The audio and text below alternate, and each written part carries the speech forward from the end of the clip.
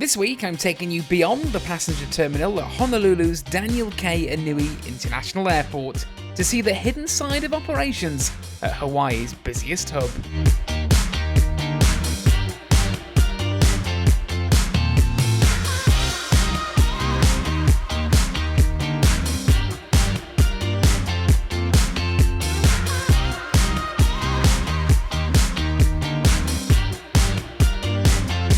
Aloha and welcome to Daniel K. Inouye Airport here in Honolulu, Hawaii. Now today is a bit of a pinch me moment. I've been invited here by the airport leadership team to take an exclusive guided behind the scenes tour of their airport operations. As a bit of an av geek, this one really is a special day. But before we get into it, let's take a big look at the history of this historic airport. Honolulu's airport opened in 1927 as the then John Rogers Airport, named after a World War I naval officer. At the time, it was Hawaii's very first official airport. Before that, flying meant grass fields or seaplane docks. During World War II, everything changed. After the attack on Pearl Harbor, the US military seized control, turning the site into Naval Air Station Honolulu. Civil flights were banned except in daylight, and the Navy added new runways, a terminal, and a control tower. When the war ended, the airport returned to Hawaiian control, now covering more than 4,000 acres, making it one of the largest in North America. By the 1960s, Honolulu International Airport had become the Pacific's gateway. Pan Am and United's new Boeing 707s linked Hawaii with Asia, Australia, and the US mainland, and soon Japan Airlines, Qantas, and Northwest joined in, making Honolulu one of the busiest crossroads in global aviation. In 1962, the John Rogers Terminal opened, built for the jet age. Over the next 2 decades, architect Vladimir Osipov's expansions, the Diamond Head, Ever, and Central Concourses, gave the airport the capacity to serve millions. Through the 70s and 80s, HNL was a true intercontinental hub. Pan Am ran its round-the-world services, while airlines from the US, Asia, and the South Pacific all converged here. Even local carriers Aloha and Hawaiian introduced jets, transforming inter-island travel. By the 1990s and 2000s, ultra-long-range aircraft reduced the need for stopovers, but Honolulu remained vital, both as a Pacific connection and the front door for Hawaii's tourism industry. In 2017, it was renamed Daniel K. Inouye International Airport, honouring the long-serving senator and Medal of Honour recipient. Recent years brought major upgrades: new gates, modernised terminals, a rental car facility, and even digital ID trials at security. Today, Honolulu blends its heritage as a pioneering trans-Pacific hub, with a future built on technology, efficiency, and Hawaii's place at the centre of the Pacific.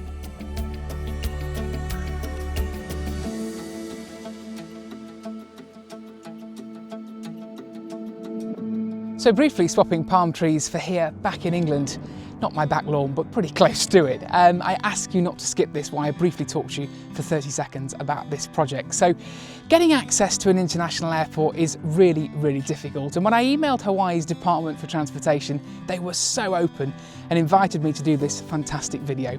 So along with Russell, with Kurt, and everybody else I've met on this amazing journey producing this great video for you guys, we've decided to club together and donate all the ad revenue from this video to a charity, and that charity is the IHS, the Institute for Human Services. It's a charity that focuses on ending homelessness in Hawaii on all the islands, and they do some fantastic work. So down below is a fundraiser. If you can donate any dollar or pound, it'll really help. But ultimately, if you watch to the end of this video, that's what's really going to help. The longer you guys watch, the more ad revenue we can raise for this fantastic charity. So thanks for listening. I really do appreciate it. Now let's get back to this amazing tour of Honolulu International Airport. Our journey today starts with a briefing from the very friendly and knowledgeable Kurt Otoguro, the Department for Transportation's Deputy Director. He tours us around his office and shows us the corridors up here, which are a myriad of history, from paintings, old original photographs, model aircraft, and stunning memorabilia from days gone by. What an awesome set of offices to work out of. you can really feel the sense of pride in preserving the airport's story. Every corner seems to whisper a reminder of Honolulu's remarkable aviation past.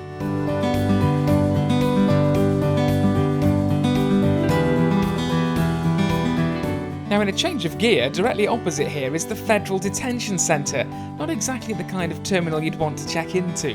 It holds prisoners of all security levels awaiting Hawaii's Federal District Court, and makes for quite the contrast to the aviation history and government offices located just next door. Next to this is Hawaiian's giant dedicated maintenance hangar, where all its A330, A321neo, Boeing 787 and Boeing 717 fleet get looked over. Hawaiian also operate a cargo operation out here, which Kurt tells me is highly lucrative. And in the distance just beyond this is Hickam US Air Force Base. Kurt informs me that military aircraft get full priority over civilian aircraft at any time of day. And right on cue, we see a C-17 Globemaster roar out of Honolulu.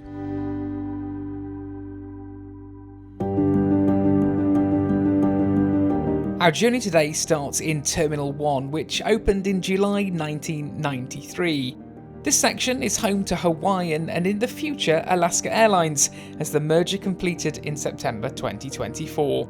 Here we learn that Honolulu Airport uses a special computerized system which counts passengers and predicts where they'll be in the system, leading to pretty accurate security wait times. This was very impressive. Next on the stopping point was the impressive Mauka Concourse, which was completed in 2021. It's a stunning space with bundles of natural light and rich Hawaiian cultural influences dotted around the terminal.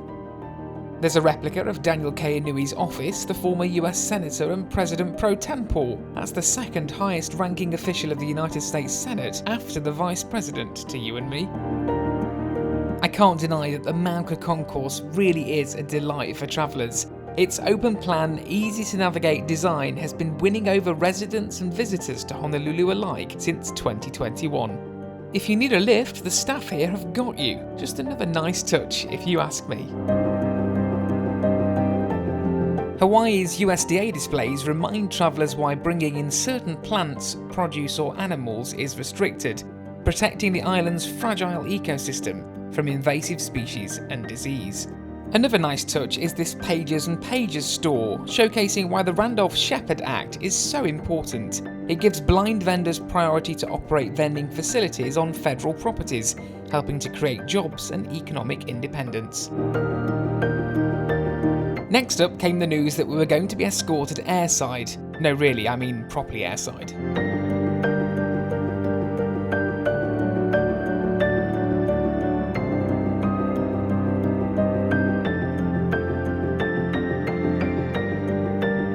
Well, good morning. I'm stood on the ramp here at Honolulu Airport, and this one is pretty cool. I've never stood, with the exception of working as a member of cabin crew, on a live active ramp, and the guys here have been amazing. Kurt and Russell and Grace, our wonderful intern who's joined us today, they're stood behind us right now, are giving us the most amazing guided tour on the history of this airport. As an aviation geek, this one is pretty special, trust me. So we'll carry on the tour. I've got people looking at me. I can't go beyond this yellow line, so we best behave and carry on this very special tour of Honolulu Airport.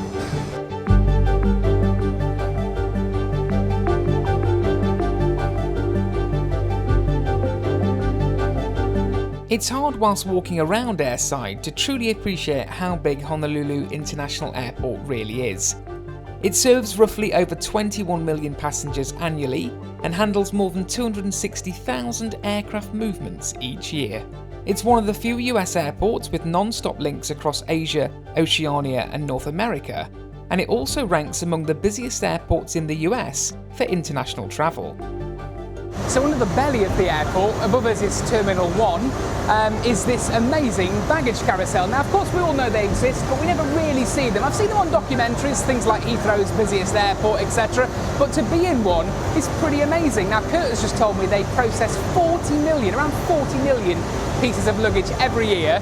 It is amazingly chaotic in here, but it's a well-oiled machine. We've just had one of the members come up the stairs. Kurt was telling me that a little bit of the baggage carousel went offline. This is the busiest part of the day for the airport. We're approaching midday, so Kurt and I got our fingers crossed because he said it better be working.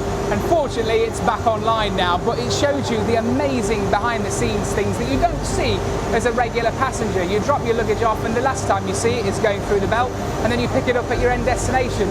But there's a mammoth amount of workers and teams in the background keeping everything safe. It's been screened by the TSA, and it's also being screened by the USDA as well. In here, amazing army of X-ray scanners keeping everyone safe. This is pretty cool.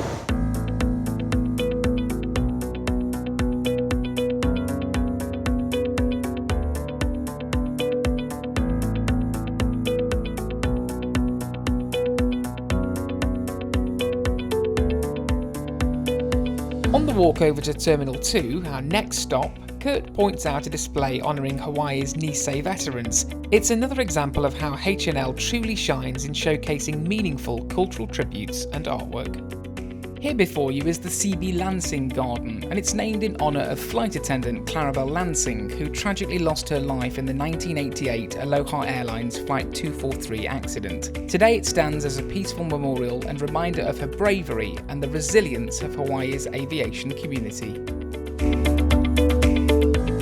We then stumbled across this, the Hawaiian Star Compass, which celebrates the traditional Polynesian practice of navigating the Pacific by using the stars, a skill that guided voyagers across vast ocean distances. Between Terminals 1 and 2, you'll find open-air terraces that are an AvGeek's dream, with unobstructed views of aircraft taxiing, parking and departing. Few airports let you stand this close to the action. You can feel the trade winds, hear the engines spool up, and watch everything from inter-island 717s to long-haul widebodies just metres away. The Wally Yonamine display in Terminal 2 celebrates the Hawaiian trailblazer who became the first American to play professional baseball in Japan, honouring his legacy both on and off the field. And positioned in front of the facade of the famous airport building, we couldn't resist a photo for the album.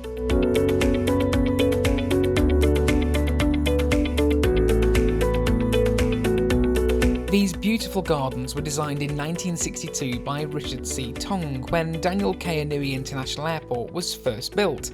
Surrounding Terminal 2's ticketing lobby and the E-gates, they bring together Chinese, Hawaiian and Japanese influences to reflect Hawaii's unique cultural heritage.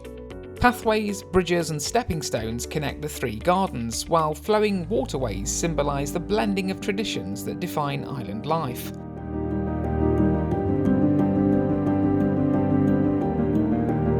Scattered throughout, you'll also find sculptures from local and international artists, adding another layer of character to this tranquil space.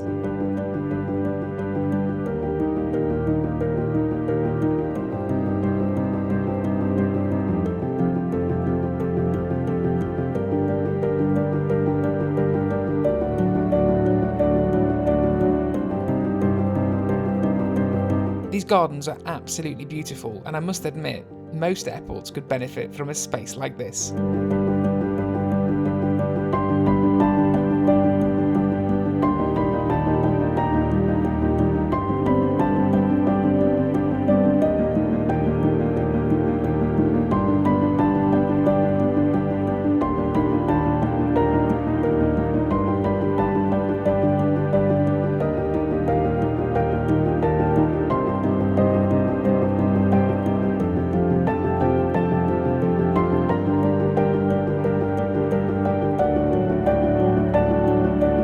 The interior of the Governor's Lounge remained a mystery, but if you're watching Governor Josh Green, my husband and I would gladly return for a drink. I don't think our Priority Pass membership would work wonders here though.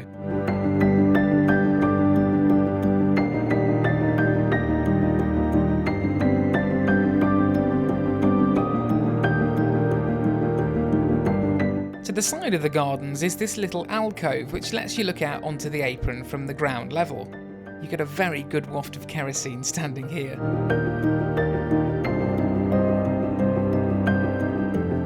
There's also this exhibition showcasing Satoru Abe's wonderful art and sculptures. This is definitely worth the stop to see. Satoru sadly passed away earlier this year, so what a fitting tribute by the airport.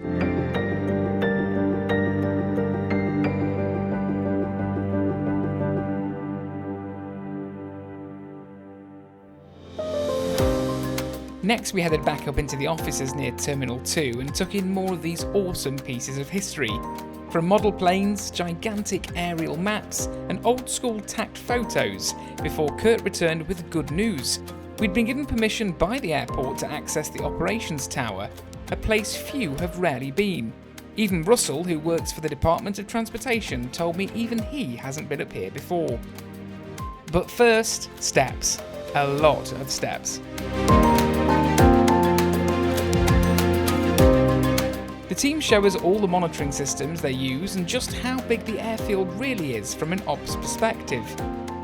We then headed upstairs into the coveted ops tower, where we watch in real time controllers assign gates to inbound aircraft. And let me tell you, this is a real skill.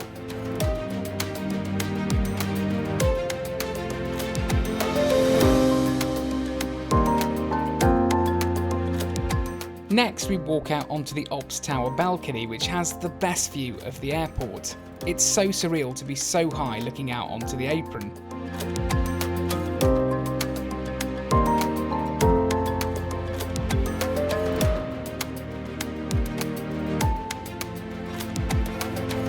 From here, we see Phase 2 of the Skyline train on a test run, which is scheduled to go live on October 16th.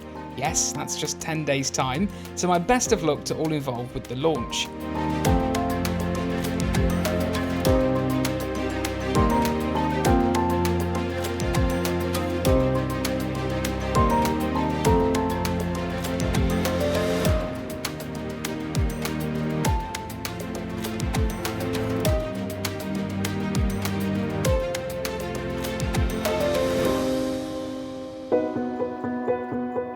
And to top it all off, the best view in the house. We're up on the tower right now and you can see absolutely everything, 360-degree bird's eye view.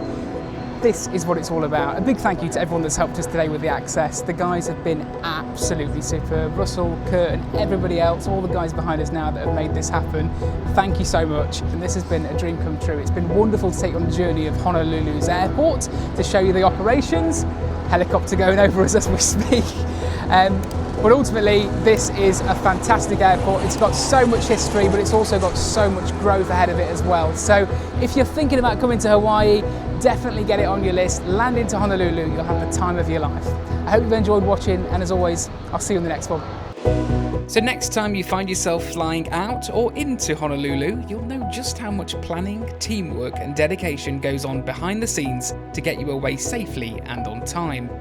From the people in the tower to the crews on the ground, it really is a mammoth operation, all working together to keep Hawaii connected to the wider world. And for aviation fans like me, it makes you appreciate every departure that little bit more.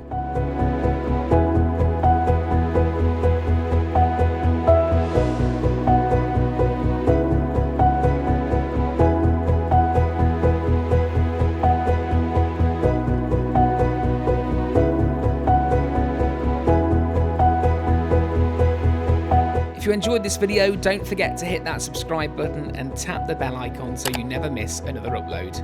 Plenty more aviation, travel and hotel content coming your way. See you in the next one.